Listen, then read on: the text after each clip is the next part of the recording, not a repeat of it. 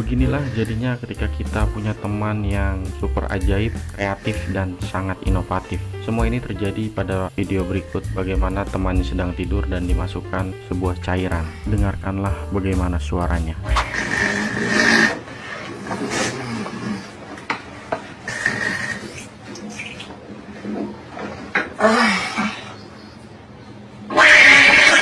Mungkin belum jelas, bagaimana kalau kita dengarkan sekali lagi?